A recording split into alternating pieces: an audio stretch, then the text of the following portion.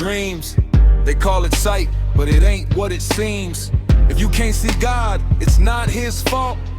You shut your eyes, then blame the vault. You limit your vision, then call it proof. But truth don't fold just to fit your view. So the answers stay far when you won't believe.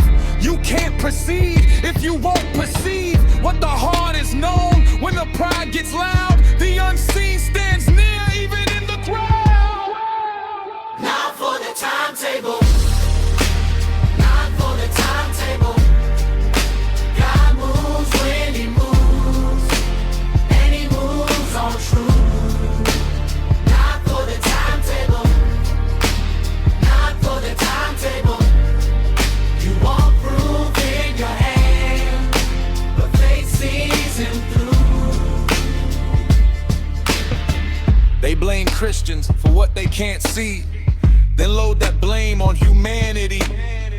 They ask for the dead, they ask for the sick. Why don't you come now? Why don't you fix it quick? Why is he so slow? Why it take so long? But time in his hands is never our song. What they see is plain, yet they still deny. A stubborn mind